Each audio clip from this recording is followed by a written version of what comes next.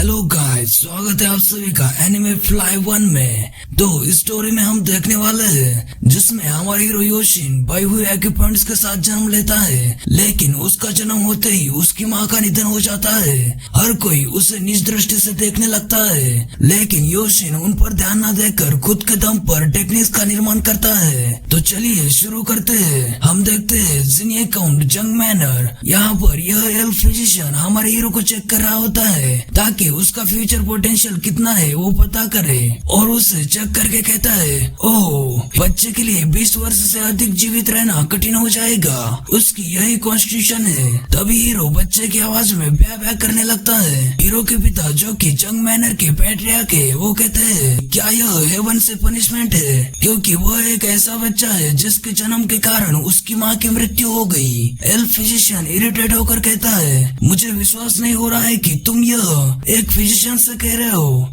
यह ऐसा नहीं है जैसा तुम सोच रहे हो, और तुम यह कैसे कह सकते हो जो कि तुम्हारा अपना बच्चा जो कम उम्र में ही मर जाएगा। यह 9 इन मेरिडियन के समान है। मैंने अपने जीवन में कभी भी किसी को भी अपने इतने बाई हुए इक्विपमेंट्स के साथ ओपन नहीं देखा। पैट्रियस कहता है, बाई हुए इक्विपमेंट्स? क्या तुम सिर के टॉप पर स्थित इक्विपमेंट्स के बारे में बात कर रहे हो? फिजिशियन मास्टर कहता है, हाँ, यदि बाई हुए इक्विपमेंट्स ज्यादा ओपन है तो वह व्यक्ति जल्द ही मर जाएगा, और लोग इसे आमतौर पर डेटी एसेंशन कहते हैं। डेटी का मतलब देवता होता है। पैट्रियस कहता है, डेटी एसेंशन? क्या यह कुछ ऐसा नहीं है जो बहुत शक्तिशाली टाओइस्ट तब करते हैं जब वे हेवनली रियलम के लिए प्रस्थान करते हैं? एल्फ फिजिशियन कहता है, तुम इस बकवास बात पर विश्वास करते हो? और अपने सर पर इशारा करके कहता है, मुझे नहीं पता कि क्या तुमने एब्सोल्यूट मार्शल मास्टर जो अपने सिर के अपर मेरिडियस का उपयोग करते हैं सुना है। वह बाई हुए इक्विपमेंट्स का उपयोग करते हैं। वह सो कॉल्ड डेटी एसेंशन है। यह तब होता है जब कोई व्यक्ति हेवन और अर्थ से आई ग्रेट नेचर की एनर्जी के अत्यधिक नशे में डूब जाता है और मर जाता है, क्योंकि वह इसे बर्दाश्त नहीं कर सकता। पैट्रियस बच्चे की तरफ गौर से देखकर उठकर आगे जाकर कहते हैं, अच्छा ऐसा है, ऐसा लगता है कि मैं सही हूँ कि यह हेवन की पनिशमेंट है। यह सुनकर एल्फ मास्टर शॉक हो जाता है और कहता है, तुम खुद को पिता कैसे कह सकते हो? तभी पैट्रियस कहता है, अब तुम्हारे वापस जाने का समय हो गया है फिजिशियन। मैं चीफ स्टीवर्ड से तुम्हारा वेतन दिलवाने के लिए कहूँगा।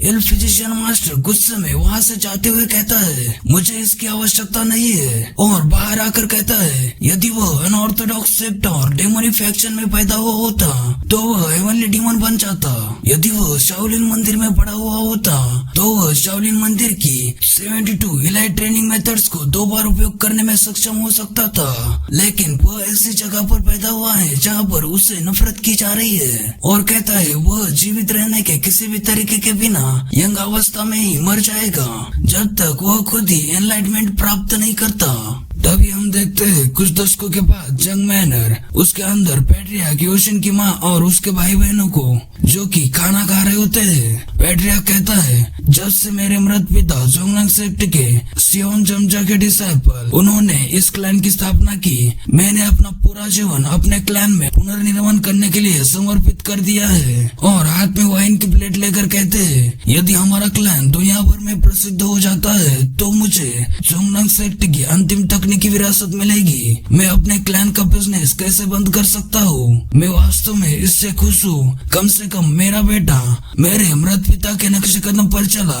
और जोंगनांग सेक्ट में शामिल होने में कामयाब रहा। यह सुनकर उसकी सिस्टर जोंगनांग सेक्ट में शामिल होने वाले ब्रदर को कहती है, भाई बधाई हो। फर्स्ट ब्रदर भी कहता है, बधाई हो भाई। यह सोचना कि आप जोंगनांग सेक्ट के डिसाइपल बन जाएंगे, यह सच में अविश्वसनीय है। पैट्रियार्क कहता है, सब लोग अपने प्लेट्स उठाओ, और वो वाइन पीने लगते हैं। तभी फर्स्ट ब्रदर एक खाली कुर्सी को देखकर कहता है, पिताजी योशिन अभी तक यहाँ नहीं आया है। पैट्रियार्क कहता है, मैंने उसे ट्रेनिंग ग्राउंड पर रुकने के लिए कहा है। फर्स्ट ब्रदर चिंता करते हुए कहता है, पिताजी आखिर क्यों? पैट्रियार्क कहता है ऐसे खुशी के मौके पर उसका यहाँ न होना ही बेहतर होगा, और खासकर कहता है वो अपशकुन लाएगा। यह सुनकर फर्स्ट ब्रदर निराश हो जाता है। हाँ यार, आखिर कौन सा ऐसा पिता होगा जो ऐसा चाहेगा। तभी हम देखते हैं ट्रेनिंग ग्राउंड से एनर्जी निकल रही है, और ये हमारा हीरो योशिन है जिसका अभी तक हम इंतजार कर रहे थे। वो यहाँ पर कुछ टेक्निक्स की प्रैक्टिस कर रहा है, लेकिन तभी वो शॉक हो जाता है। उसकी एनर्जी अनकंट्रोलेबल हो जाती है, लेकिन वो थोड़ी देर में उसे कंट्रोल कर लेता है और अपने हाथ को देखकर कहता है अंततः मैंने जंग क्लैन के मूवमेंट आर्ट में पूरी तरह से महारत हासिल कर ली है। मूवमेंट आर्ट के साथ मैं अपनी मांसपेशियों को एनर्जी से उत्तेजित कर सकता हूँ और फिर उन्हें कंप्रेस कर सकता हूँ। मेरा शरीर इससे अधिक स्ट्रॉन्ग नहीं हो सकता। और दुखी होकर कहता है क्या आप मेरे पास एक स्ट्रॉन्ग शरीर होने के बाद भी मेरी लाइफ स्पैन लंबी होगी। तभी सीन शिफ्ट होता है। योशिन बड़े भाई के पास आ जाता है। बड़ा भाई कहता है योशिन तुमने मार्शल आर्ट बनाया। योशिन कहता है हाँ भाई, मैंने इसे खरोचों से नहीं बनाया, मैंने बस हमारे क्लैन की विशिष्ट मार्शल आर्ट का पुनर्विकास किया। यह सुनकर वो शॉक हो जाता है और कहता है योशिन, और सर पकड़ के कहता है इसे गलत तरीके से मत लो। योशिन कहता है हाँ ब्रदर। ब्रदर कहता है बेहतर होगा कि तुम इसके बारे में किसी को न बताओ। योशिन शॉक होकर कहता है क्षमा कीजिए ब्रदर। तभी सीन शिफ्ट होता है सेकंड ब्रदर पर। वो स्वॉर्ड प्रैक्टिस करते हुए कहता है क्या तुम चाहते हो कि मैं तुम्हारी बनाई गई मार्शल आर्ट सीखूं? और गुस्से में कहता है क्या होगा यदि मैं इसे सीखते समय एनर्जी डिविएशन का अनुभव करूं और मर जाऊं तो क्या तुम जिम्मेदारी लोगे? योशिन इसके बारे में कुछ भी बोल नहीं पाता। पैट्रियार्क ये सुनकर गुस्से में उस पर उंगली करके कहते हैं क्लैन की विशिष्ट मार्शल आर्ट के साथ खिलवाड़ करने की तुम्हारी हिम्मत कैसे हुई? क्या तुम पागल हो? क्या तुमको लगता है कि तुम क्लैन के फाउंडर हो या कुछ और? इस पर भी योशिन कुछ भी बोल नहीं पाता और चुपचाप वहाँ से निकलकर कमरे में बैठकर हाथ को देखकर विचार करते हुए कहता है एक क्लैन का फाउंडर कोई व्यक्ति जो मार्शल आर्ट बनाता है। मैंने कभी भी अपने बारे में ऐसा नहीं सोचा। मैंने मार्शल आर्ट बनाने के बारे में कभी भी ज्यादा नहीं सोचा।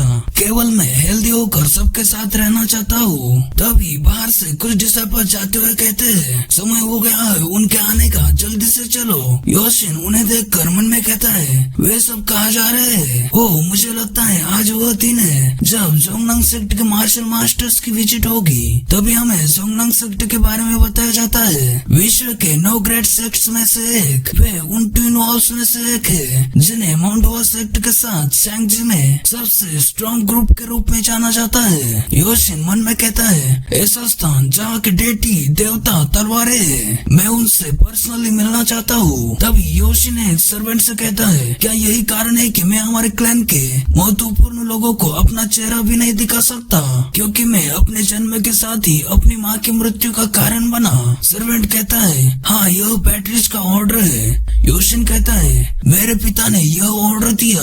सर्वेंट कहता है मुझे माफ करे मास्टर योशिन। योशिन वहाँ से जाते हुए मन में कहता है हाँ ठीक है, शायद अगर मैं उन्हें दूर से देखता हूँ तो अच्छा रहेगा। मुझे यकीन है कि मैं ऐसे स्किल्ड मास्टर्स से कुछ न कुछ सीखूंगा। तभी सभी लोग पैट्रियस के साथ गेट पर जाकर उन मास्टर्स को वेलकम करने के लिए रुके होते हैं। एक कहता है मैं आश्चर्यचकित हूँ, यहाँ कौन है? संभवतः स्काई स्वॉर्ड ड्रैगन नहीं है ना? शायद कोई एल्डर होगा। दूसरा कहता है अगर उनके जैसे लोग सच में हमारे क्लैन में आए तो यह इस क्लैन के लिए सम्मान की बात होगी। कोई खुशी से चिल्लाकर कहता है वे यहाँ आ गए हैं, जोंगनान के मार्शल मास्टर्स आ गए हैं। तभी हम देखते हैं एक एल्फ लड़की को। सभी लोग उन्हें देखकर शॉक हो जाते हैं और फर्स्ट ब्रदर कहता है एक नोबेल रेस यहाँ है। योशिन मन में कहता है एक नोबेल रेस? किताबों में उन्हें एक रहस्यमय जाति के रूप में जाना जाता है जो हमेशा जीवित रह सकती है। मनुष्य उन्हें डेटी देवता मानते हैं और वह एनर्जी जो उसके चारों ओर है, किसी के शरीर में कोर एनर्जी उसके स्वाभाविक रूप से उसके शरीर से बाहर निकल रही है। पैट्रियार्क उन्हें देखकर आंकलाते हुए कहते हैं मैं अत्यंत सम्मानित महसूस कर रहा हूँ कि आप हमारे विनम्र क्लैन में आएंगे।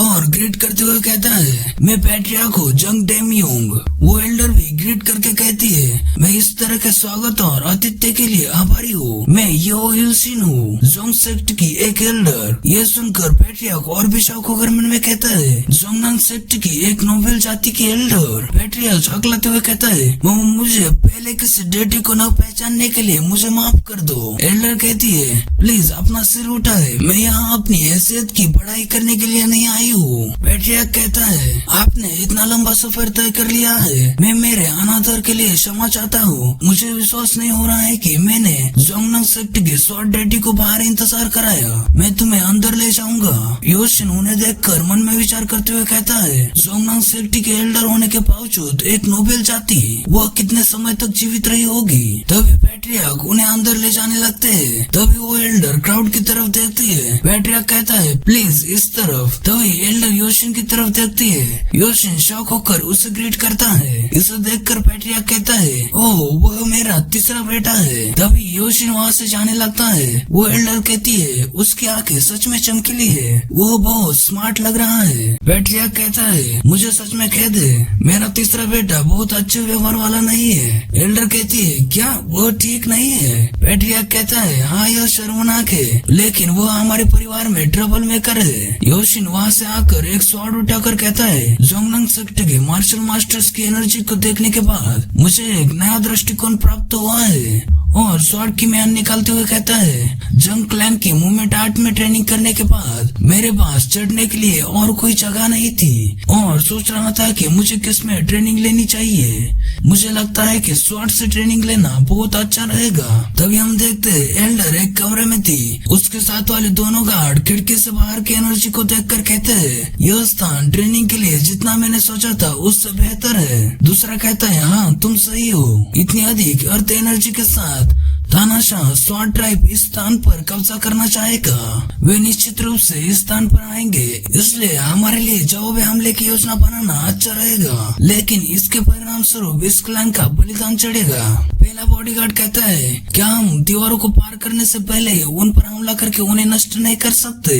दूसरा भी उससे सहमत होकर स्माइल करने लगता है। एल्डर चाय पीते हुए मन में कहती है, हालांकि अगर ऐसा होता है तो बहुत ही अच्छा होगा। और कहती है, दैट इज तानाशाह स्वॉर्ड ट्राइब के भीतर वे सबसे अधिक प्रॉब्लमेटिक समूह है। अपने गार्ड को डाउन मत करो और अपनी स्वॉर्ड की ऑरा को तेज रखो। दोनों गार्ड कहते हैं, जी मैम। एल्डर योशिन को मन में इमेजिन करके कहती है, लेकिन मुझे अभी भी वह बच्चा याद आता है, वह स्पष्ट रूप से बाकियों से अलग खड़ा था, कितना अजीब बच्चा है। तभी हम योशिन को देखते हैं जो कल्टिवेशन कर रहा है। तभी उसके तीनों बाई हुए एक्यूपॉइंट्स ओपन हो जाते हैं। योशिन मन में कहता है, यह अजीब बात है, मेरा बाई हुए एक्यूपॉइंट्स इतना ओपन क्यों है?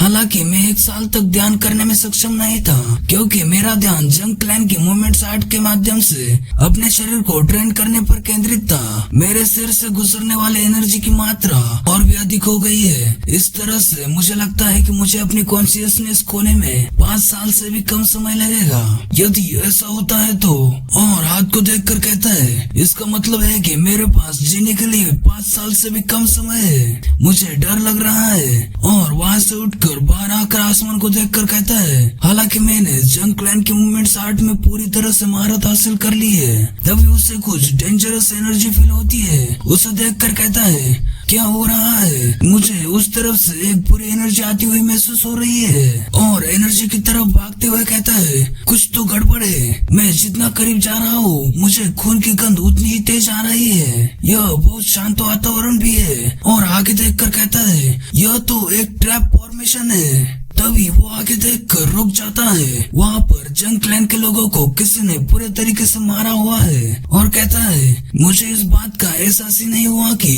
जंग मैनर में ऐसा भी कुछ हो रहा है। मरे हुए लोगों को देखकर कहता है, क्या यह ट्रैप फॉर्मेशन के कारण है? और उन्हें चेक करके कहता है, वे सभी जंग क्लैन का हिस्सा है। क्या अपराधियों के पास अत्यधिक मार्शल स्किल्स है? तभी उन्हें मारने वाला लीडर पीछे से कहता है, रुको, क्या अभी भी कोई जीवित है? क्या एक मूर्ख। यदि तुम जीवित रहने में कामयाब रहे हो तो तुमको रेंगने के बजाय चिपकर रहना चाहिए था। उसका साथी कहता है, लगता है उसे छोटा जीवन मिला है, उसे परलोक भेज दो। योशिन उन्हें देखकर कुछ भी रिस्पॉन्ड नहीं करता। वो लीडर कहता है, मैं तुम्हें केवल इसलिए मार रहा हूँ क्योंकि मुझे ऐसा करने का आदेश दिया गया था, इसलिए मुझे दोष मत दो। तभी वो योशिन को मारने के लिए अपने मार्शल आर्ट से अटैक कर देता है, लेकिन तब योशिन उसके हाथ को जोर से पकड़कर वहीं पर पिचका देता है, जिससे लीडर चिल्लाकर नीचे गिर जाता है। इसे देखकर उसके साथी शॉक हो जाते हैं। तब योशिन अपनी एनर्जी रिलीज करने लगता है। ये देखकर सभी लोग डरते हुए अपनी स्वॉर्ड निकालने लगते हैं और उन्हें कहता है, मैं इस क्लैन का तीसरा बेटा हूँ, इस घर का तीसरा संतान, कहकर स्वॉर्ड लेकर आगे बढ़ने लगता है। वो लीडर अभी भी दर्द से कर्रा रहा है, लेकिन उठकर गुस्से में कहता है, तुम कमीने। तभी उसके अटैक करने से पहले ही योशिन स्वॉर्ड से एक ही स्लैश में उसका सिर अलग कर देता है। इससे वो भी शॉक हो जाता है, लेकिन अब शॉक होकर क्या ही फायदा। योशिन उन बाकियों की तरफ तेजी से बढ़ने लगता है। इसे देखकर सभी डर जाते हैं। योशिन उन पर स्क्रिप्चर और ओरिजिन टेक्निक से अटैक कर देता है। उनके पलक झपकने से पहले ही सभी को स्लैश से काट के टुकड़े कर देता है और रुक कर मन में कहता है, यह मेरे लिए पहली बार आनंददायी स्वॉर्ड का ट्रेनिंग था, लेकिन अब मुझे समझ आया है कि यह कैसे काम करता है। तभी पीछे से कोई कहता है, बहुत इम्प्रेसिव, और कहता है, लेकिन कुछ नहीं, बस इतना ही। ये बेवकूफ इसलिए हार गए क्योंकि उन्होंने अपना गार्ड डाउन कर दिया था। उन्हें देखकर योशिन कहता है, अब ये कौन है? वो आदमी कहता है, फिर भी यह आश्चर्य की बात है कि इतनी कम उम्र के बावजूद तुम इसमें इतने अच्छे कैसे हो सकते हो? क्या तुमने जीवन भर आनंददायी स्वॉर्ड की ट्रेनिंग ली है? योशिन कहता है, क्या ब्लड फ्लेम कल्ट से? वो आदमी उन लोगों को मरा हुआ देखकर कहता है, नहीं, वे लोग यहाँ जमीन पर है, और एटीट्यूड में कहता है, नहीं, मैं टायंट स्वॉर्ड टाइप से हूँ, मतलब तानाशाह स्वॉर्ड ट्राइब। योशिन मन में कहता है, तानाशाह स्वॉर्ड ट्राइब और ब्लड फ्लेम कल्ट भी, वह पूरे मुरिम में 13 स्काइज में से सबसे क्रूर और शक्तिशाली माना जाता है। यह मुझे बता रहा है कि ब्लड फ्लेम कल्ट और तानाशाह स्वॉर्ड कल्ट, जो दोनों 13 स्काइज का हिस्सा है, वे यहाँ है। क्यों? और कहता है, 13 स्काइज के 2 ऑर्गेनाइजेशंस का यहाँ कैसा बिजनेस है? वो लीडर कहता है, इसके बारे में तुमको जानने की जरूरत नहीं। योशिन कहता है, यह देखकर कि तुम मुझ पर हमला करने के बजाय मेरे सवालों का जवाब दे रहे हो, क्या तुम मेरे बारे में जानते हो? लीडर कहता है, क्या? योशिन कहता है, मैं पूछ रहा हूँ कि क्या तुम मेरे बारे में जानते हो कि मेरा परिवार 13 स्काइज में से एक है, द डेसोलेट फोर्ट्रेस, मुरिम का सबसे बेस्ट सेक्ट। गाइस, यहाँ पर मैं आपको बता दूं कि योशिन जिस डेसोलेट फोर्ट्रेस की बात कर रहा है, वो उसकी माँ का परिवार है, जो 13 स्काइज का हिस्सा है, इसलिए वो बहुत ही ज्यादा स्ट्रॉन्ग है। योशिन कहता है, इसलिए यदि तुम मुझे मारोगे तो यह तुम्हारे लिए पीड़ादायक होगा, भले ही तुम तानाशाह स्वॉर्ड ट्राइब का हिस्सा हो। क्या यह सही नहीं है? योशिन के इतना कहते ही पीछे से दीवारों को चीरकर किसी के अटैक से एक आदमी पीछे आकर गिर जाता है। इसे देखकर योशिन कहता है, यह आदमी जोंगनान सेक्ट का हिस्सा है। इस अटैक से ये गार्ड बहुत ही बुरी तरीके से घायल हो जाता है। तभी योशिन के ऊपर से इस गार्ड की मास्टर एल्डर इल्शिन आ जाती है। योशिन कहता है, एल्डर यो इल्शिन। एल्डर वहीं पर नीचे गिर जाती है और अपनी स्वॉर्ड नीचे टेक कर दर्द से कराने लगती है। योशिन एल्डर इल्शिन को इतनी बुरी तरीके से घायल देखकर कहता है, उसे स्वॉर्ड डेटी के रूप में जाना जाता है, इसलिए उसका इस तरीके से अस्त व्यस्त होना, तो फिर क्या दुश्मन इससे भी स्ट्रॉन्ग है? लेकिन तभी योशिन एक खतरनाक एनर्जी को महसूस करके शॉक हो जाता है। वहाँ पर वो बंदा आता है जिसने एल्फ एल्डर पर अटैक किया है। उसे देखकर योशिन कहता है, ये कौन है जो ऐसी खतरनाक एनर्जी रिलीज कर रहा है? उसकी आंखों में देखकर कहता है, आंखों के संपर्क से ही मेरा सिर हल्का महसूस हो रहा है। तो ये बंदा नीचे झुककर कहता है, ट्राइब लीडर। उसके पीछे उसके सभी साथी भी नीचे झुककर उसे ग्रीट करते हैं। योशिन ये सुनकर कहता है, क्या ट्राइब लीडर? फिर तो वह आदमी तानाशाह स्वॉर्ड ट्राइब का लीडर है, वह आदमी जो अत्याचारी तानाशाह स्वॉर्ड ट्राइब पर शासन करता है, जो अनऑर्थोडॉक्स 13 स्काइज का एक हिस्सा है, और इसे जियांगियो में आपदाओं का दूत माना जाता है। और कहता है, जिस व्यक्ति को 9 ग्रेट सेक्ट्स में से एक के पैट्रियार्क के बराबर माना जाता है। वो व्यक्ति ऐसी जगह पर क्या कर रहा है और आगे देखता है कि एल्डर येल्चिन जख्मी है और उसका गार्ड खून की उल्टी करते हुए खास रहा है। इसे देखकर वो आसमान में देखकर कहता है, ओह किसी भी तरह से हम इस तरह से हम कभी भी मर जाएंगे, तो फिर मुझे खुद को परखना होगा, कहकर अपनी पावर्स रिलीज करके ट्राइब लीडर पर अटैक कर देता है। उसे आते हुए देखकर ये बंदा अपनी स्वॉर्ड निकालता है, लेकिन तभी योशिन की स्वॉर्ड उसके सीने के आर पार हो जाती है। इसे देखकर येल्चिन और ट्राइब लीडर शॉक हो जाते हैं। वो बंदा चिल्लाकर वहीं पर अपनी जान छोड़ देता है। योशिन कहता है, अगर मैं ऐसा करूँ तो भी तुम मुझे मार डालोगे। उस बंदे के साथ ही अपनी स्वॉर्ड निकालते हुए गुस्से में कहते हैं, तुम पागल कमीने।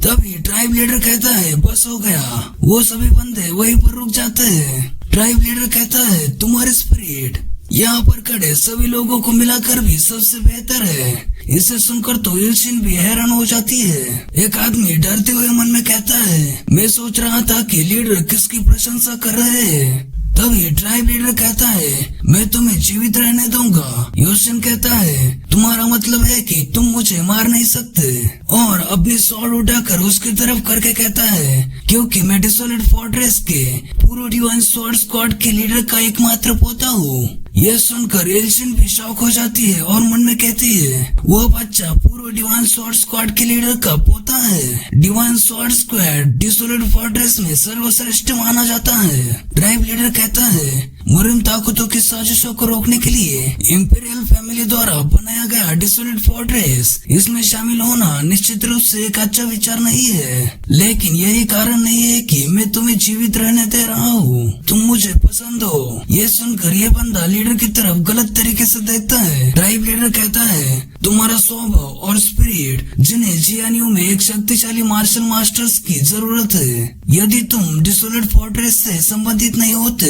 तो मैं तुम्हें अपने डिसेबल के रूप में स्वीकार करता। ये सुनकर तो सभी लोगों को सदमा लग जाता है और सभी लोग शॉक हो जाते हैं। तभी ट्राइब लीडर अपनी स्वॉर्ड निकालकर जमीन में गाड़ देता है और कहता है, मैं तुम्हें 3 दिन दूंगा, इस जगह को छोड़ दो।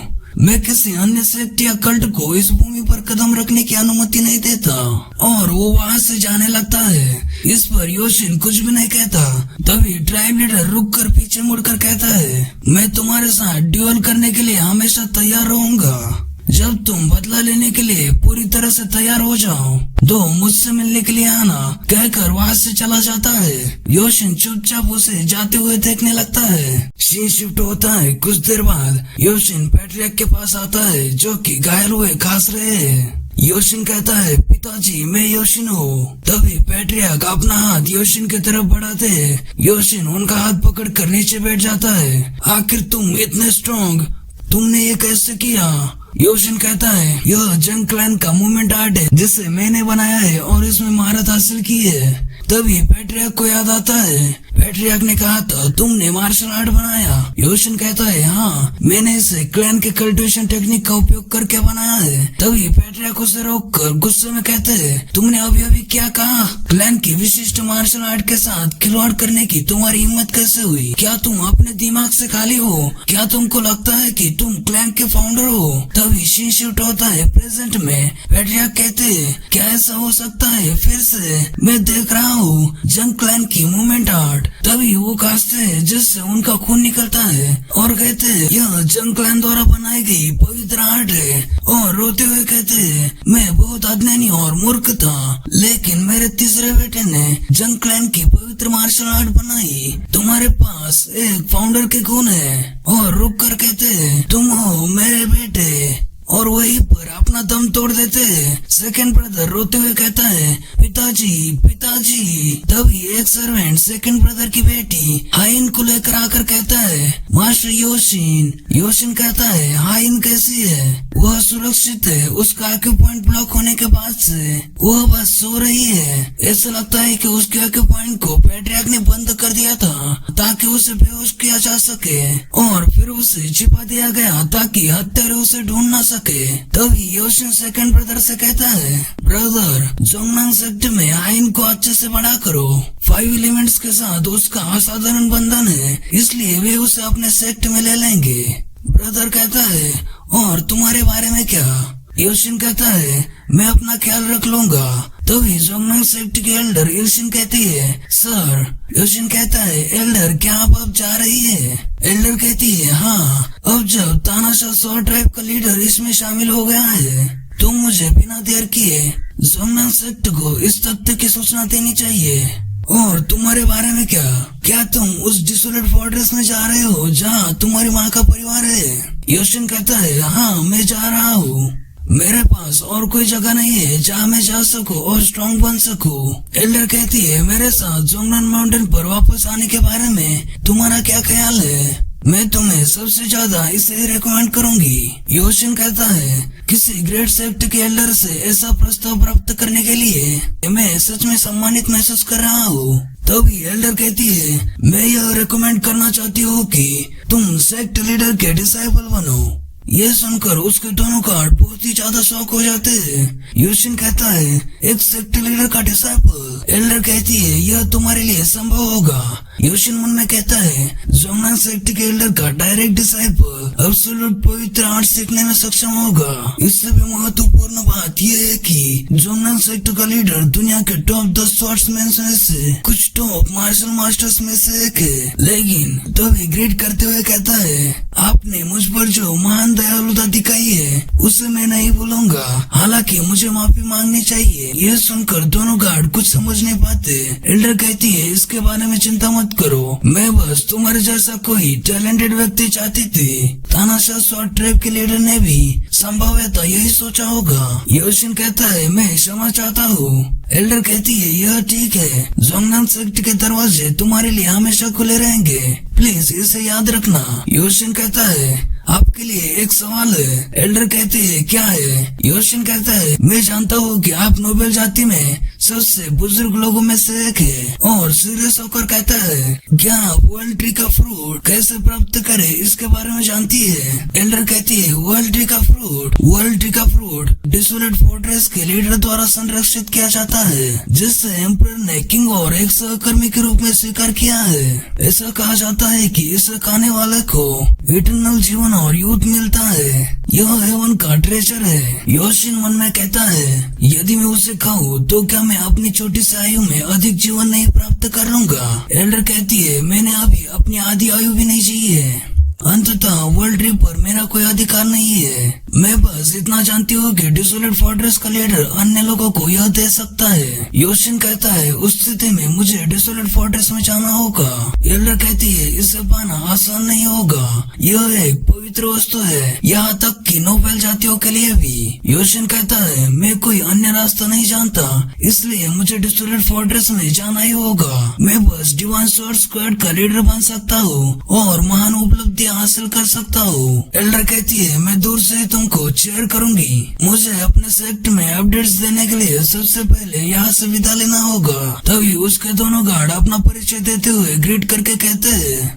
प्लीज स्वॉर्ड्समैन और न्यूट्रल स्पिरिट फीस्ट इस जगह को साफ करने में आपकी मदद करेंगे। तभी एल्डर जंग क्लैन के गेट से बाहर जाने लगती है। योशिन फिर से एक बार उसे ग्रीट करता है। तभी सीन शिफ्ट होता है। कुछ देर बाद योशिन उन दोनों गार्ड स्वॉर्ड्समैन को ग्रीट करके कहता है सर मैं आपकी मदद के लिए फिर से धन्यवाद देना चाहता हूँ। वो दोनों कहते हैं उसकी जरूरत नहीं, यह आपका क्लैन है और आप यह कह सकते हैं कि इस त्रासदी में हमने महत्वपूर्ण भूमिका निभाई। तभी पीछे से सेकंड ब्रदर दुखी आवाज में कहता है हमारे क्लैन में तुम्हारे साथ जो कुछ भी हुआ उसके लिए माफी मांगने से काम नहीं चलेगा। हम बाद में जब भी मिलेंगे मैं तुमको बड़ा भाई बनाने की कोशिश करूंगा। मैं अपनी पूरी कोशिश करूंगा। मुझे आशा है कि तुम भी जीवित रहोगे। योशिन कहता है जबकि तुम थोड़ी देर बाद जोंगनांग सेक्ट की मार्शल आर्ट सीख रहे होंगे, तुम असाधारण नहीं हो। कम से कम मैं तो यही देख रहा हूँ। तुम्हें ऐसे ट्रेनिंग लेना होगा जैसे तुम्हारा सारा जीवन इस पर ही निर्भर करता है। सेकंड ब्रदर कहता है मैं इसे याद रखूंगा। तभी उसकी बेटी पीछे से कहती है अंकल योशिन। योशिन कहता है हाइन की रक्षा करना। ब्रदर कहता है मैं करूंगा। तभी योशिन स्टीवर्ड से कहता है चीफ स्टीवर्ड आप कहाँ जा रहे हैं? चीफ स्टीवर्ड कहता है नानियांग के भीतर विभिन्न स्थानों पर जंग क्लैन की छोटी ब्रांचेस है। चूँकि जंग क्लैन की ब्लड लाइन अभी भी जीवित है, मैं क्लैन की संपत्तियों की देखभाल करूंगा। योशिन कहता है जैसा कि आप जानते हैं मैं डिसोलेट फोर्ट्रेस की ओर जा रहा हूँ। मुझे आशा है कि हम समय समय पर मिल सकते हैं। और मन में कहता है चूंकि चीफ स्टीवर्ड मार्शल आर्ट जानते हैं वो मेरी मदद कर सकते हैं। स्टीवर्ड कहता है जी मास्टर योशिन। योशिन कहता है मुझे आशा है कि तुम आरामदायी जीवन जियोगे, अपना ख्याल रखना। यह सुनकर चीफ स्टीवर्ड सरप्राइज हो जाता है। हाँ वैसे ये लग नहीं रहा लेकिन वो सरप्राइज है। और मन में कहता है उसे आशा है कि मैं आरामदायी जीवन जीऊंगा और योशिन को जाते हुए ग्रीट करता है। तभी योशिन भी वहाँ से चला आता है। सीन शिफ्ट होता है जिंगयांग सिटी पर। वहाँ का माहौल बहुत ही चमकीला और अच्छा लग रहा है। तभी हम देखते हैं योशिन को जो कि एक होटल में आया है और वहाँ से सिटी के व्यू को देख रहा है और मन में कहता है आखिरकार मैं यहाँ पर आ गया। तभी उसके पीछे चर्चा चल रही होती है। यह बंदा कहता है डिसोलेट फोर्ट्रेस सच में अविश्वसनीय है। पूरे सेंट्रल प्लेन्स के इलाकों से लोग बड़े सपनों के साथ यहाँ इकट्ठा होंगे। यहाँ इस होटल के बॉस ने तो जैकपॉट हासिल कर लिया है। उसने कहा कि उसके पास बेचने के लिए शराब नहीं बची है। इन दिनों होटल्स में सच में बहुत अव्यवस्थित माहौल है। मार्शल आर्टिस्ट जो एंट्रेंस एग्जाम देने आते हैं वे हमेशा नशे में रहते हैं। योशिन मन में कहता है डिसोलेट फोर्ट्रेस में कोई एंट्रेंस एग्जाम भी है क्या, ऐसी कोई बात भी थी। तब योशिन के पास एक लड़का ह्योंगचांग आकर कहता है क्या तुम यहाँ पर एंट्रेंस एग्जाम में भाग लेने के लिए आए हो। योशिन उसकी तरफ देखकर कहता है तुम्हारा परिचय। ह्योंगचांग कहता है ओह मैंने अपना परिचय ही नहीं दिया। मैं अपने से कम उम्र के एक चैलेंजर को देखकर मोहित हो गया था। मैं ह्योंगचांग हूँ, मैं दूर सैंगजी से आया हूँ। योशिन कहता है मैं जिनिया काउंटी का चंग योशिन हूँ। ह्योंगचांग वहाँ पर बैठकर कहता है तुम कहीं आसपास से आए हो इसलिए तुम्हारी यात्रा आसान रही होगी। मुझे तो ग्रीन फॉरेस्ट के डाकुओं से लड़ना था और समुद्री पायरेट्स के समुद्री डाकुओं के खिलाफ तैरना था। मेरी यात्रा बहुत कठिन थी। तभी पास्ट में का सीन दिखाया जाता है जब योशिन इस जिंगयांग सिटी में आ रहा था उसे कुछ डाकुओं ने रोका था। तभी योशिन ने उनमें से 2 को मार दिया था। उसके साथ ही डरते हुए कहते हैं आखिर तुम कौन हो, यहाँ तक कि मैं तुम्हारे स्वॉर्ड को भी नहीं देख पाया। योशिन कुछ देर बाद उन्हें मारकर आगे आकर आग जलाकर बैठ जाता है। सीन शिफ्ट होता है प्रेजेंट में। योशिन कहता है खैर मेरे लिए मेरी यात्रा सच में बहुत आसान थी। तभी ह्योंगचांग आसपास देखकर उसके कान में धीरे से कहता है दोस्त बनने और एग्जाम के बारे में जानकारी शेयर करने के बारे में तुम्हारा क्या ख्याल है, जो भी हमारे पास है। योशिन कहता है क्या वहाँ पर कोई एग्जाम भी है। ये सुनकर तो ह्योंगचांग शॉक हो जाता है और उस पर चिल्लाकर कहता है क्या तुम्हें इतना भी नहीं पता, इसे डिसोलेट फोर्ट्रेस ट्रायल के रूप में जाना जाता है। और कहता है डिसोलेट फोर्ट्रेस सामान्य मार्शल आर्ट ग्रुप से काफी अलग है। जिस प्रकार जो लोग सरकारी अधिकारी बनना चाहते हैं उन्हें मार्शल आर्ट और लिटरेचर दोनों में पारंगत होना चाहिए, उस प्रकार डिसोलेट फोर्ट्रेस में शामिल होने के लिए सिर्फ एक ट्रायल एग्जाम है। योशिन कहता है तो इसलिए यहाँ इतने सारे लोग इकट्ठा होते हैं। ह्योंगचांग कहता है इससे कोई फर्क नहीं पड़ता कि तुम्हारे पास फाउंडेशन है या नहीं, जैसे ही तुम उनसे जुड़ोगे तुमको अपॉर्चुनिटीज और ट्रेनिंग दी जाएगी। इसलिए यह कोई आश्चर्य की बात नहीं है कि हर मार्शल आर्टिस्ट यहाँ पर जमा हो रहा है। ऐसे अनगिनत लोग हैं जिन्होंने विभिन्न मार्शल आर्ट सीखी है ताकि वे एग्जाम को पास कर सके। योशिन मन में कहता है डिसोलेट फोर्ट्रेस दुनिया में सबसे स्ट्रॉन्ग मार्शल ग्रुप और मार्शल आर्ट का स्थान है जो हर किसी के दिल को अनिवार्य रूप से इसमें भाग लेने के लिए प्रेरित करता है। लोग इसके बारे में यह कहते हैं कि यदि तुम केवल एक हथियार से दुनिया पर कब्जा करना चाहते हो तो डिसोलेट फोर्ट्रेस में जाओ। चूँकि सेंट्रल प्लेन्स पर शासन करने वाली imperial family martial art groups को नियंत्रित करती है, उनके पास दुनिया भर से एकत्रित किए गए सभी एलिक्सर्स और एडवांस मार्शल आर्ट वहाँ पर हमारे इंतजार कर रही है। ह्योंगचांग एटीट्यूड में कहता है कुछ लोग कहते हैं कि परंपराओं वाले ग्रेट सेक्ट्स बेहतर है, लेकिन वे क्या बोल रहे हैं उनको ही पता नहीं होता। मात्र सामान्य लोगों द्वारा बनाए गए सेक्ट्स मार्शल ग्रुप कैसे ज्यादा स्ट्रांग हो सकते हैं। यदि यह संभव होता तो वे एम्पायर बनाने और एम्पायर बनने में सक्षम नहीं होते। योशिन वाइन पीते हुए कहता है अच्छा ऐसा है। ह्योंगचांग कहता है लगभग कोई भी इस डिसोलेट फोर्ट्रेस के ट्रायल को एक ही प्रयास में पार नहीं कर पाया है। योशिन फिर से कहता है क्या ऐसा है।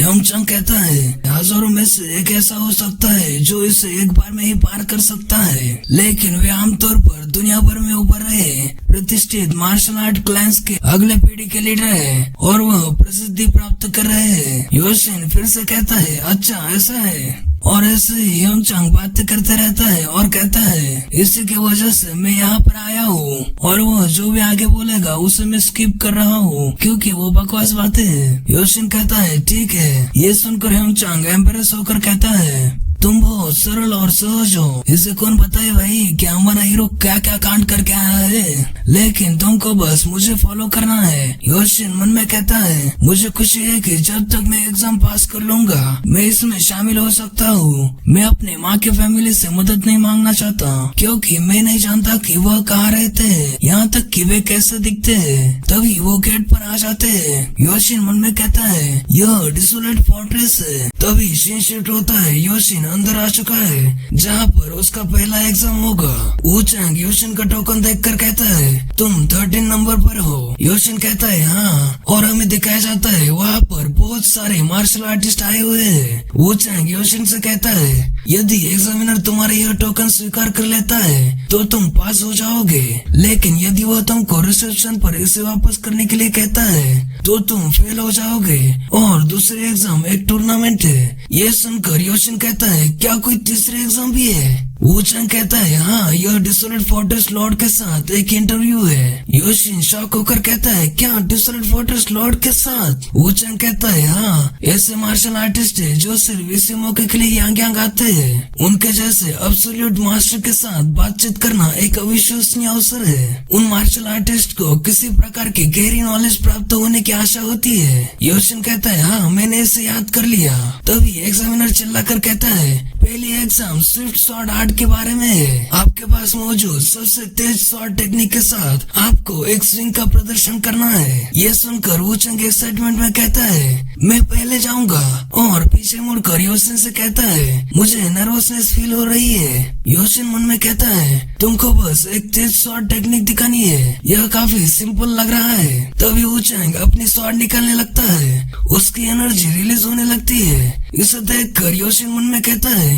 एक अच्छी तरह पॉलिश की गई स्पिरिट, वह स्ट्रांग है। वो यहाँ पर रास्ते में देखे गए कुछ आवारा लोगों से ज्यादा स्ट्रांग है। तभी वू-चांग अपनी शॉट निकालकर एक जबरदस्त स्विंग करता है। इसे देखकर वहाँ खड़े मार्शल आर्टिस्ट कहते हैं वह आदमी थोड़ा सा अलग महसूस हो रहा है, मुझे नहीं लगता मैंने उसे देखा। दूसरा कहता है उसने इतने तेजी से स्विंग किया कि मैंने केवल एक इमेज देखा। वू-चांग परेशानी में एग्जामिनर को देखकर वेट कर रहा होता है। आखिरकार एग्जामिनर क्या कहेगा? एग्जामिनर उसे देखकर कहता है ये बुरा नहीं था, मुझे तुम्हारा टोकन दो। वू-चांग खुश होकर हाँफते हुए कहता है धन्यवाद। एग्जामिनर कहता है क्या अगला लड़का आगे बढ़ सकता है? तभी योशिन आगे जाने लगता है। वू-चांग थम्स अप करके कहता है गुड लक ब्रदर। तभी योशिन आगे जाने लगता है। तभी एक आर्टिस्ट योशिन के बारे में बात करते हुए कहता है तो वह सच में एग्जाम देने वाला है। दूसरा कहता है उस यंग स्वॉर्ड्समैन में हिम्मत है। खैर अगर वह दूसरे प्रोविंस से है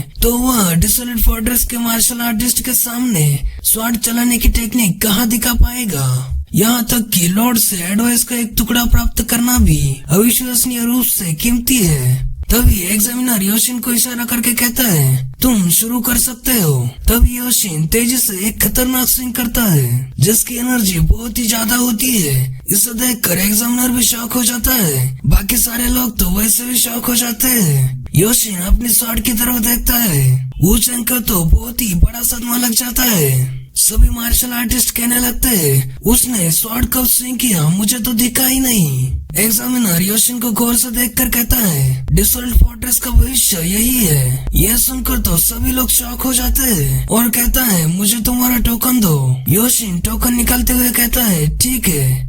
एग्जामिनर उसका टोकन देखकर कहता है 13 नंबर, और फिर से उसे देखकर कहता है अपने रास्ते पर आगे बढ़ो। योशिन ग्रीट करते हुए कहता है ठीक है। एग्जामिनर कहता है अब अगला व्यक्ति आगे आ जाओ। योशिन सेकंड एग्जाम के लिए आगे जाने लगता है। हर कोई उसे देख रहा होता है। तभी वूचंग पीछे से आकर कहता है, क्या तुम शायद एक प्रसिद्ध फैमिली के बेटे हो? योशिन कहता है, क्या इससे कुछ बदलता है? डिसोल्यूट फोर्ट्रेस में प्रवेश करने के बाद मैंने सुना है कि आपके मार्शल आर्ट टैलेंट और प्रयास ही मायने रखते हैं। वूचंग कहता है, तो तुम सच में डिसोल्यूट फोर्ट्रेस की एग्जाम को पास करने की योजना बना रहे हो? योशिन उसकी तरफ देखकर कहता है, क्या इसलिए ही तो सब लोग यहाँ नहीं आए? सिर्फ मैं ही नहीं बल्कि तुम भी। वूचंग इस पर थोड़ी देर कुछ न बोलकर कहता है, हाँ तुम सही हो, और ग्रीट करते हुए कहता है, मैं तुम्हारा धन्यवाद करता हूँ। अब मैं अपने रास्ते पर जा रहा हूँ। और वो भी सीरियस होकर अपने सेकंड एग्जाम देने के लिए जाने लगता है। योशिन मन में कहता है, मुझे आशा है कि दयालु और बात की वूचंग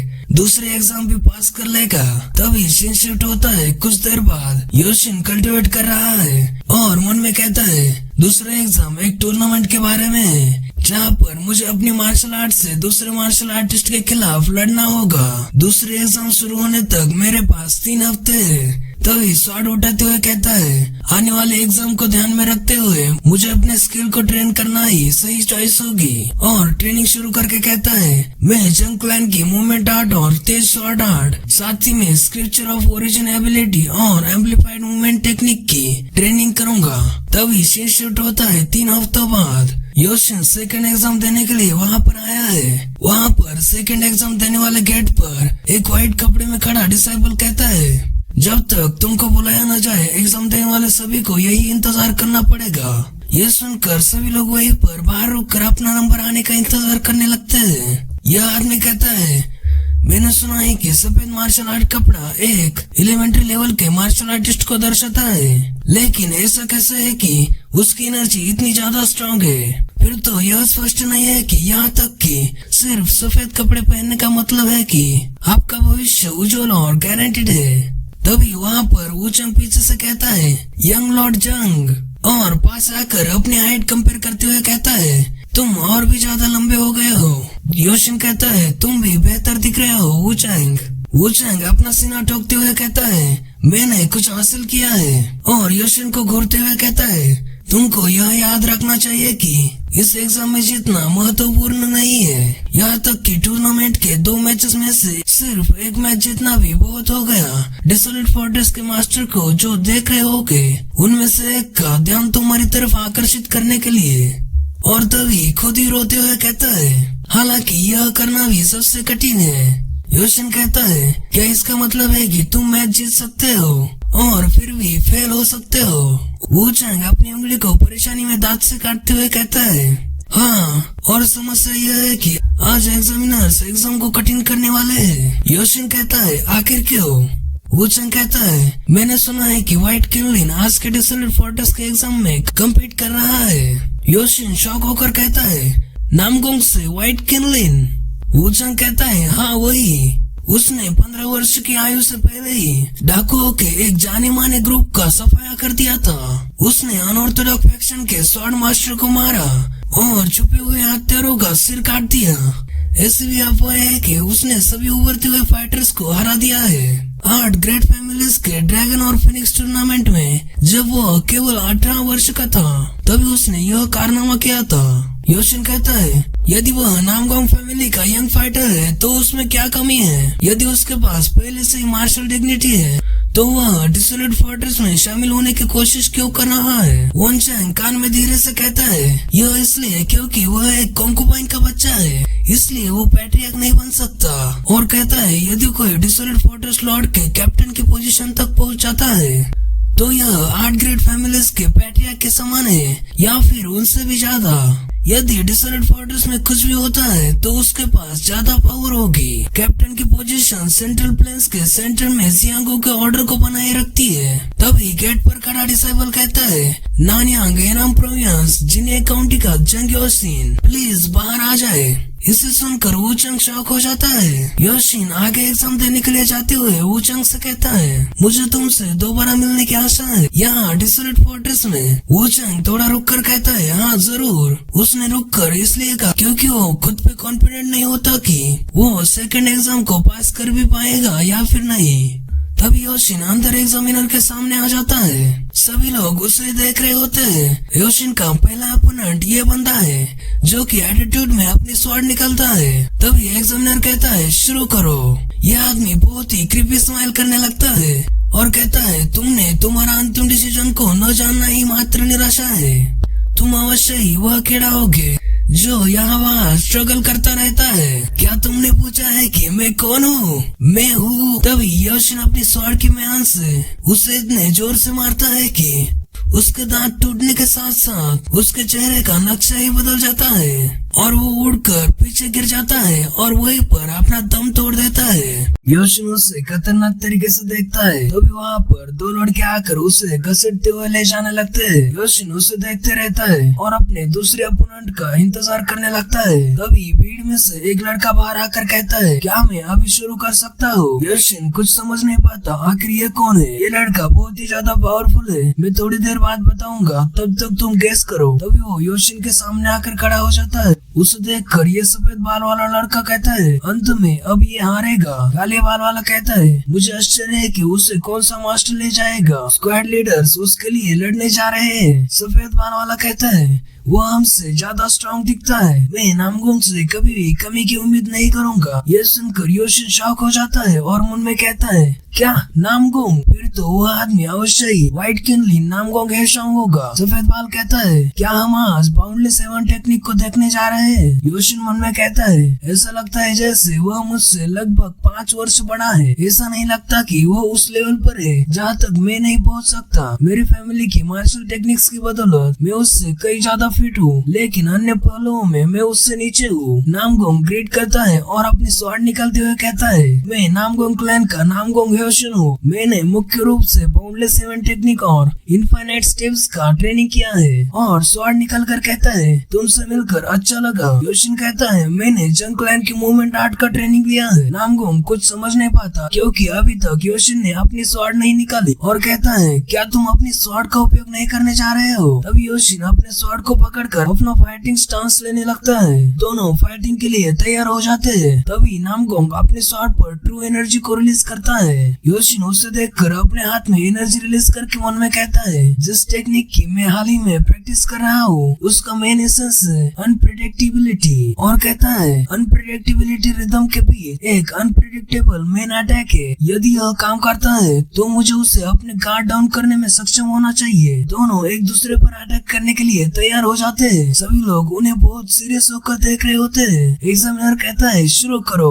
तभी दोनों तेजी से अपनी शॉट को एक दूसरे से टकराते हैं। इससे योशिन की शॉट टूट जाती है। फिर भी नामगुंग शॉक हो जाता है क्योंकि योशिन और भी पास आकर अनप्रेडिक्टेबल अटैक कर रहा है। इसे नामगुंग समझ नहीं पाता और योशिन अपना अटैक कर देता है। दोनों वहीं पर एक ही जगह पर रुक जाते हैं। सभी लोग कुछ समझ नहीं पाते। कोई कहता है वह क्या था? यह आदमी कहता है क्या नामगुंग योशिन जीत गया? दूसरा कहता है व्हाइट किनलिन की कितनी टेरिफाइंग डिलाइटफुल स्वॉर्ड है। लेकिन इन दो लोगों को पता होता है कि क्या हुआ है, इसलिए ये शॉक में होते हैं। नामगुंग अपनी स्वॉर्ड को देखकर योशिन से कहता है मेरी हार हुई। ये सुनकर योशिन भी शॉक हो जाता है। भीड़ में से कोई कहता है क्या तुम्हारा क्या मतलब है? वो हार गया है। काले बाल वाला कहता है जंग योशिन इतनी डरावनी स्वॉर्ड है। सफेद बाल कहता है मुझे लगता है कि वह नामगुंग से भी कम से कम 5 साल छोटा होगा। क्या वह अभी तक अपने टेक्निक्स के साथ ट्रू एनर्जी का उपयोग नहीं कर सकता? वह हेनान में छिपा हुआ पावरफुल मार्शल आर्टिस्ट था। मुझे डर है कि वह फ्यूचर में क्या बनेगा। अभी एग्जामिनर कहता है अरे क्या तुमने कहा कि तुम्हारा नाम जंग योशिन है? योशिन कहता है हाँ। एग्जामिनर एक तरफ उंगली करके कहता है यदि तुम यहाँ से उत्तर की ओर जाओ तो वहाँ पर एक गार्डन है, वहाँ पर जाके खड़े हो जाओ। योशिन जाने से पहले नामगुंग को ग्रीट करके कहता है मुझे अच्छा लगेगा यदि आप किसी और समय मेरे साथ ड्यूल कर सके। नामगुंग कहता है मैं भी इस ड्यूल का इंतजार करूंगा। तभी योशिन वहाँ से आगे उस गार्डन में आ जाता है। वहाँ पर पहले से ही कुछ लोग एग्जाम पास करके आए हैं। यह आदमी योशिन को देखकर कहता है उसके जैसे यंग लड़के ने इस एग्जाम को पार कर लिया। अब हमें पता चलेगा कि योशिन ने नामगुंग को कैसे हराया। योशिन मन में कहता है मैंने सोचा था कि नामगुंग योशिन सबसे पहले इसे पार करेगा, इसलिए मैं जानता था कि अगर लड़ाई लंबी खींची तो जीतने की कोई कोई भी संभावना नहीं होगी। यही कारण है कि मैंने ड्यूल शुरू होते ही सबसे एक्सट्रीम स्वॉर्ड फॉर्म का इस्तेमाल किया जिससे मैं जानता था। हालांकि चूंकि नामगोंग योशिन ने अपनी स्वॉर्ड को ट्रू एनर्जी से भर दिया था, मेरी स्वॉर्ड टूट गई। मैंने डिलाइटफुल स्वॉर्ड का लापरवाही से उपयोग किया। वह एक मेरी तरफ से फेलियर था, लेकिन इसके बजाय उसने हार स्वीकार कर ली। मुझे लगता है कि यही एक प्रतिष्ठित फैमिली का नोबेलनेस है। योशिन नामगोंग की ट्रू एनर्जी के कारण कहता है, जंग क्लैन जिने काउंटी में एक तीसरी ग्रेड का ब्रांच क्लैन है। अगर हमारे घर में भी ऐसा कोई होता जो इस तरीके के स्किल्स का उपयोग करना जानता होता, तो ऐसा कोई रास्ता नहीं है कि मैंने इससे नहीं सीखा होता। हालांकि मैं अब इसे जानता हूँ। जब मैंने इसे देखा तो मुझे एहसास हुआ कि इसका उपयोग कैसे किया जाना चाहिए। तभी वो अपने हाथ पर ट्रू एनर्जी लाता है और धीरे धीरे से स्वॉर्ड में डालने लगता है और कहता है, अब मुझे समझ में आया। इस तरह से मेरी एनर्जी को स्वॉर्ड में रखना उतना भी सिंपल नहीं है। मैं ट्रू एनर्जी को एक माध्यम के रूप में उपयोग कर सकता हूँ जिससे मैं स्वॉर्ड के साथ एक हो जाऊंगा। वहाँ पर उसकी ट्रू एनर्जी बढ़ने लगती है। इसे देखकर पहले आए सभी लोग शॉक हो जाते हैं। उसकी ट्रू एनर्जी इतनी स्ट्रांग होती है कि स्वॉर्ड की आवाजों की तरंग के निर्माण होने लगती है। वो लोग कहते हैं असंभव, लेकिन वह बहुत यंग है। योशिन महसूस करके कहता है, यह सेंसेशन मानो स्वॉर्ड और मेरा शरीर एक हो गया है। यह जरूरी स्वॉर्ड यूनिफिकेशन है। इस स्थिति में मैं जिस स्वॉर्ड टेक्निक का उपयोग करूंगा वह नई स्वॉर्ड टेक्निक होगी। तभी रुककर स्वॉर्ड देखते हुए स्माइल करता है। उसके पास ही नामगोंग स्वॉर्ड लेकर खड़ा कहता है, तुम्हारी एनलाइटमेंट पर तुम्हें बधाई हो। योशिन उसे अपने पास हाथ में स्वॉर्ड लिए खड़ा देखकर मन में कहता है, क्या वो मुझे प्रोटेक्ट कर रहा था, इस डर से कि कहीं कोई मेरी एनलाइटमेंट के रास्ते में न आ जाए। और नामगोंग से कहता है, मुझे इस बात की जानकारी नहीं थी कि तुम मुझे प्रोटेक्ट कर रहे हो, इसलिए तुम्हारा धन्यवाद। और डिसोल्ड फोर्ट्रेस के एग्जाम में पास होने पर बधाई हो सर नामगोंग। ये सुनकर नामगोंग हंसने लगता है। वहाँ पर पहले से ही वुचंग आकर खड़ा होता है और वो कांपते हुए कहता है, अरे भाई मैं भी यहाँ हूँ, तुम तो मुझे पूरी तरह से इग्नोर कर रहे हो। योशिन उसे भी कहता है, बधाई हो। वुचंग कहता है, तुम्हें भी बधाई हो सर जंग। ओह, इसके अलावा क्या आप जानते हैं कि आपको एक निकनेम मिला है? योशिन शॉक होकर कहता है, क्या निकनेम? जब किसी ने असाधारण मार्शल आर्ट स्किल्स को दिखाया हो तो लोग उन्हें एक निकनेम देते हैं और उन्हें इसके द्वारा बुलाते हैं जब तक वह कोई ऐसा न हो जो घृणित और बुरे कार्य करता हो। अधिकांश निकनेम मार्शल आर्टिस्ट के लिए एक बड़े सम्मान का प्रतिनिधित्व करते हैं। बिल्कुल एल्डर इल्शिन के Cliff swordsman, neutral spirit feast और व्हाइट किनलिन की तरह। नामगोंग कहता है, मैंने भी इसके बारे में सुना है। योशिन कहता है, हालांकि मैंने तो बस एग्जाम दिया था। तभी नामगोंग कहता है, लाइटनिंग जीनियस। यदि डिसोल्ड फोर्ट्रेस के मार्शल आर्टिस्ट भी तुम्हें इसी नाम से बुलाएंगे तो यह मूल रूप से जियांग्यू में तुम्हारा निकनेम है। योशिन कहता है, टैलेंट ऑफ लाइट। क्या तुम निश्चित हो कि वे किसी ऐसे यंग का मजाक नहीं उड़ा रहे हैं जो अपने स्वॉर्ड में थोड़ा सा ही तेज है? नामगोंग उसके तरफ निराशा में देखकर कहता है, क्या बस थोड़ा सा तेज? यदि तुम ऐसा कहते हो तो चूंकि मुझे अपनी सांस लेने में कठिनाई हो रही है तो मैं क्या ही होऊंगा तुम्हारे सामने। योशिन ये सुनकर मन में कहता है, लाइटनिंग जीनियस जंग योशिन। यह एक ऐसा नाम है जिसके बारे में मैंने कभी सपनों में भी नहीं सोचा था। जब मैं जंग मैनर में हॉर्स डांस की प्रैक्टिस कर रहा था तभी सीन शिफ्ट होता है। सभी लोग तीसरी एग्जाम देने के लिए इस टावर के चारों ओर इकट्ठा हुए होते हैं। तभी वहाँ का एग्जामिनर कहता है, केवल एक एग्जाम रह गया है, इसे पास कर लो और तुम डिसोल्ड फोर्ट्रेस में शामिल हो जाओगे। तभी योशिन मन में कहता है, इतिहास का एक जीवित नमूना और सबसे स्ट्रॉन्ग मार्शल मास्टर्स में से एक, जो उन मास्टर्स में से सबसे स्ट्रॉन्ग भी हो सकता है। डिसोल्ड फोर्ट्रेस के लीडर के साथ एक मीटिंग बहुत ही बड़ा अवसर है। तभी एक मार्शल आर्टिस्ट अंदर जाता है और थोड़ी देर बाद वो निराश होकर बाहर आता है। ऐसे ही सबके साथ हो रहा है। इसे देखकर वुचंग बहुत ही शॉक हो जाता है और कहता है, हर कोई बहुत ही जल्दी बाहर आ रहा है। क्या लीडर सिर्फ चेहरा देख रहे हैं? फिर से और एक बाहर आता है, उसके पीछे ही और एक, मतलब लॉर्ड उन्हें अंदर आते ही बाहर भेज रहे हैं। तभी एग्जामिनर कहता है, अगला जंग योशिन। तभी योशिन आगे बढ़ता है और उस टावर के अंदर आ जाता है और अंदर सीढ़ियां चढ़ते हुए मन में कहता है, उस एग्जामिनर ने मुझसे कहा था कि टॉप तक चलते रहो। तभी वो टॉप के रूम के दरवाजे पर आता है। दरवाजा अपने आप ही खुल जाता है। तब योशिन अंदर आकर एक प्लांट को देखता है जिसकी जड़ें चारों तरफ फैली हुई है। तभी वो शॉक हो जाता है। उसके आगे उन जड़ों से बने एक सिंहासन पर एक एल्फ लेडी बैठी हुई है। उसे देखकर मन में कहता है वह व्यक्ति यह डिसोलेट फोर्ट्रेस की लीडर है जिसके बारे में कहा जाता है कि यह दुनिया में सबसे स्ट्रॉन्ग है। तभी योशिन कहता है मैं जंग योशिन हूँ। यह सुनकर फोर्ट्रेस लीडर उसकी तरफ देखकर कहती है तुम उस बच्चे के ब्लड लाइन के हो। योशिन कहता है ब्लड लाइन क्या मतलब है आपका? और उनमें कहता है क्या वह मेरी माँ के फैमिली को जानती है? लॉर्ड कहती है ऐसा लगता है कि तुम पहले से ही इसके बारे में जानते हो। तुम बहुत साहसी हो। ये सुनकर योशिन कहता है हाँ मैं पूरे डिवाइन स्वॉर्ड स्क्वाड का लीडर का पोता हूँ। यहाँ पर लॉर्ड ने स्क्वाड लीडर को बच्चा इसलिए कहा क्योंकि एल्फ्स की एज बहुत ही ज्यादा होती है। शायद डिवाइन स्वॉर्ड स्क्वाड लीडर उनसे बहुत ज्यादा छोटे होंगे। लॉर्ड कहती है डिवाइन स्वॉर्ड स्क्वाड लीडर जल्दी ही एल्डर काउंसिल का हिस्सा बन जाएगा। वह ऐसा व्यक्ति है जो बहुत ही जिद्दी है। और कहती है तुम्हें एक गाँव है। योशिन शॉक होकर कहता है इसके बारे में चिंता करने की कोई बात नहीं है। यह और कुछ नहीं बल्कि मामूली पारिवारिक मामला है। लॉर्ड कहती है वे तुच्छ नहीं है, वे बस तुम्हारे ट्रेनर शरीर से ढके हुए हैं। तुम संभाव्यतः लगभग 15 वर्ष ही जीवित रह पाओगे।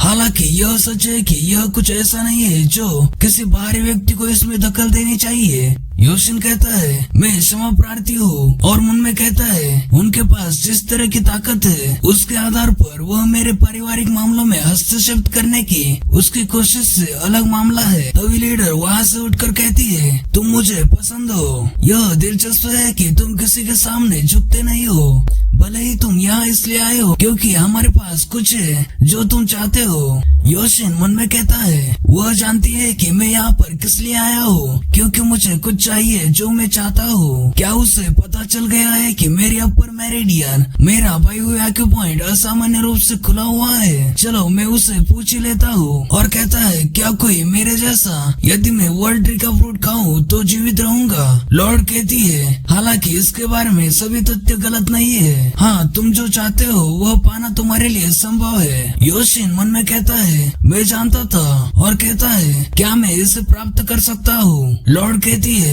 यह इस पर निर्भर करता है कि तुम क्या करते हो। तभी योशिन ग्रेड करके कहता है यह मेरे लिए काफी अच्छा है, धन्यवाद। और रियलाइज करता है कि लॉर्ड ने उसे इनडायरेक्टली क्या कहा है तो शॉक होकर कहता है ओह क्या मैं अब डिसोलेट फोर्ट्रेस का मार्शल आर्टिस्ट हूँ? यह सुनकर लॉर्ड स्माइल करके कहती है हाँ अब तुम जा सकते हो डिवाइन स्वॉर्ड स्क्वाड के अगले लीडर।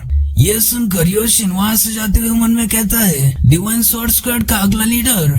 मुझे नहीं पता कि क्या वो सिर्फ मुझे चिढ़ा रही है या यदि वह सच में मुझ में संभावनाएं देखती है या शायद वह अनुमान लगा रही है कि अगर मैं डिवाइन स्वॉर्ड स्क्वाड का अगला लीडर बन जाऊंगा तो मुझे वर्ल्ड ट्री का फ्रूट मिल सकता है। तभी सीन शिफ्ट होता है। नामगोंग यह आदमी, वू चैंग और योशिन यह 4 लोग ही इस एग्जाम में पास हुए हैं। इन्हें एक इंस्ट्रक्टर कहीं पर ले जा रहा है और मन में कहता है सिर्फ 4 लोग ही पास हुए हैं। और कहता है क्या आप लोग जानते हो डिसोल्ट फोर्ट्रेस किस तरह का काम करता है? वो चंग छाती ठोकते हुए कहता है मुरिम के मार्शल मास्टर्स को रॉयल फैमिली को उखाड़ फेंकने से रोकना। इंस्ट्रक्टर कहता है जबकि तुम सही हो, यह वह नहीं है जो हम मुख्य रूप से करते हैं। यह हमारे द्वारा किए जाने वाले प्रमुख कामों में से एक है। कुछ और भी है जो हम करते हैं। हम जियांग्यू में एक निश्चित आकार के संघर्ष को होने से रोकते हैं या फिर उसे दबाते हैं। कोई नहीं जानता कि आखिर क्या होगा जब मुरिम में लड़ाई छिड़ जाएगी। जिस दिन यह अफवाह फैली कि हेवनली डीमन की कब्र खोजी गई है, उस दिन पूरे सेंट्रल प्लेन्स में खून का तूफान आ गया। यह ठीक होगा यदि लड़ाई उन लोगों तक ही सीमित होती है जो लोग अल्टीमेट मार्शल आर्ट या एलेक्सर्स के मैनुअल का लालच करते हैं। वो सभी इस कब्र में छुपे हुए खजाने को लेना चाहते हैं, लेकिन इन शातिर मार्शल आर्टिस्ट को अपने विशेष कृत्यों से दूसरे मार्शल आर्टिस्ट या आम लोगों को क्या होता है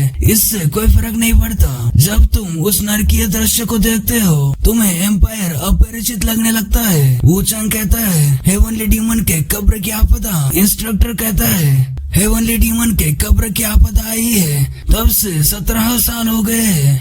सारे अनऑर्थोडॉक्स ग्रुप्स और डिमोनिक फैक्शन ही एकमात्र समस्या नहीं है, बल्कि सारे ऑर्थोडॉक्स ग्रुप्स के साथ 9 महान सेक्ट्स और 8 महान क्लैंस भी समस्या बन जाएंगे। अगर हमने उन्हें ऐसे ही छोड़ दिया तो लोगों को परेशानी होगी। इस प्रकार यदि लोगों में अशांति है और टैक्स का भुगतान समय पर नहीं किया जाता है तो एम्पायर के शासन में समस्याएं होगी। यही कारण है कि रॉयल फैमिली हमें भारी मात्रा में पैसे, एलिक्सर्स, मैन्यूअल्स और मार्शल आर्ट्स प्रोवाइड करती है। और रुक कर कहता है, इसलिए आप सभी लोग यहाँ पर डिसोल्ड फोर्ट्रेस में हो। और सीरियस होकर कहता है, आपको सिर अलग करना होगा किसी भी ऐसे मार्शल आर्टिस्ट के बारे में जो सामान्य लोगों के जीवन को बाधित करता है। सभी लोग डर में विचार करते हैं, क्या हमें सिर अलग कर देना चाहिए किसी भी ऐसे मार्शल आर्टिस्ट के बारे में जो सामान्य लोगों के जीवन को बाधित करता है। इंस्ट्रक्टर खासते हुए कहता है, फिलहाल आप सभी लोग यही रुकेंगे। थोड़ी देर बाद आपको एक नया स्थान सौंपा जाएगा और उस स्थान के लिए तुम्हें वहाँ पर ले जाया जाएगा। अभी के लिए आप सभी को शुभकामनाएं। तभी शिफ्ट होता है, रात हो चुकी है। योशिन अपने कमरे में कल्टिवेट कर रहा होता है और मन में कहता है, क्या 1 हफ्ता हो गया है? मुझे मेरी अपेक्षा से अधिक देर से असाइन किया जा रहा है। अभी तक मुझे कहीं पर भी असाइन नहीं किया गया है। तभी बाहर से कोई कहता है, योशिन क्या मैं अंदर प्रवेश कर सकता हूँ? योशिन कहता है, हाँ प्लीज अंदर आ जाओ। यह वुचैंग है। योशिन कहता है, क्या बात है? वुचैंग कहता है, हम कहाँ जा रहे हैं? यह अंततः तय हो गया है। हम रेडिएंट डीमन स्क्वाड एक कॉम्बैट स्क्वाड में जा रहे हैं। और उसके पास बैठकर कहता है, क्या तुमने अफवाहें सुनी? योशिन कहता है, क्या अफवाहें? वुचैंग कहता है, डिवाइन स्वॉर्ड स्क्वाड के अंतर्गत 17 कॉम्बैट स्क्वाड के कैप्टन नए योद्धाओं को शामिल करने के लिए एक दूसरे से लड़ रहे हैं। योशिन मन में कहता है, क्या कॉम्बैट स्क्वाड के कैप्टन मार्शल मास्टर्स नहीं है जो डिसोल्ड फोर्ट्रेस को रिप्रेजेंट करते हैं? और कहता है, क्या तुम कह रहे हो कि वे एक दूसरे के साथ झगड़ते थे?